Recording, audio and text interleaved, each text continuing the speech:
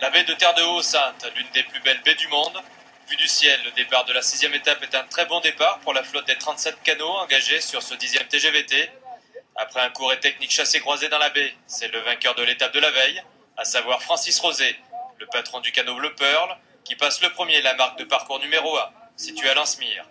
Il est lentement suivi par Karl Chipotel sur El Niño, sauf que Babor Amur, le Saint-Anais, est obligé de passer derrière le canot Amour Saint-Rosien de Wilbon Marcelin, car Tribord Amur, donc prioritaire.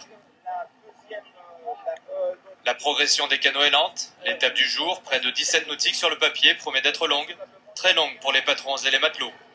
Mais le spectacle est apprécié par ces touristes parisiens.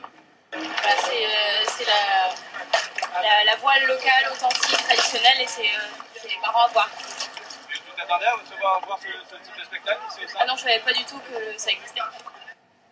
À partir de là, les choses sérieuses commencent. Cette étape est une étape de montagne, c'est-à-dire de remonter contre le vent. Même si aujourd'hui le vent est faible en intensité, la montagne reste la montagne. Au sortir des Saintes, 3 canots ont pris le large. Il y a dans l'ordre Francis Rosé,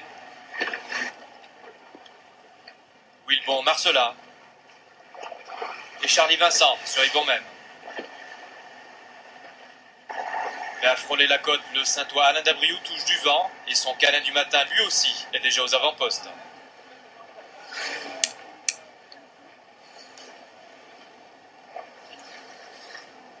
La longue traversée débute vers Saint-Louis-de-Marie-Galante. Si devant plusieurs options de course vont se dessiner, derrière, à bord des canots, tout est prêt pour passer plusieurs heures en mer.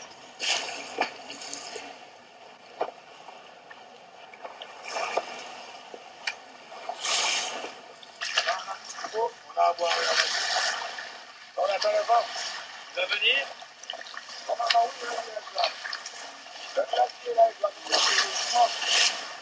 Et sinon l'ambiance à bord, raconte-moi, c'est comment ? Impeccable. On s'entend en compagnon, on n'a pas le choix. L'ambiance est impeccable. Ok, merci. Sur le canot Super Guito également, malgré une place de 29e au classement général provisoire, la bonne ambiance règne à bord. L'équipage compte bien en découdre sur cette nouvelle étape. Une étape qui voit partir des canots tirés des bords loin vers le sud, comme loin vers le nord, alors que Marie-Galante est à l'est. Du coup, question sécurité, il faut être organisé. Aujourd'hui, oui, grosse étape, 10 bateaux au total positionnés, 2 en renfort qu'on a récupéré, les bateaux accompagnants. Grosse étape parce que dispositif très déployé sur l'eau. Des gens qui prennent direction de Capesterre, d'autres qui prennent direction de la Dominique. Donc on va avoir un plan d'eau qui est extrêmement écarté. Et en plus, on aura une présence de 45% de grains dans la matinée. Donc en fonction de la violence des grains, ça sera d'autant plus difficile.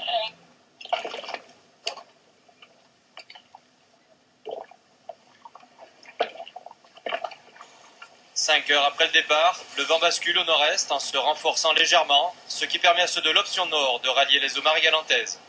Et notamment Alain Dabriou, le patron du canot Câlin du matin, passe en tête la seconde marque de parcours à Folens, loin, très loin devant ses poursuivants directs.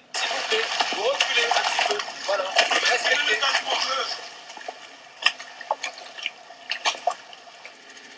Une heure plus tard, soit après 6 heures et 1 minute de traversée inédite sur un TGVT entre Terre-de-Haut-Sainte et Saint-Louis-de-Marie-Galante, Alain Dabriou s'impose très largement sur la ligne d'arrivée.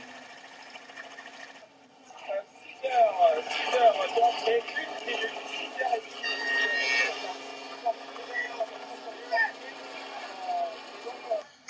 Le second sera Ronny Regna, vieux fortin et patron du canot Team 141.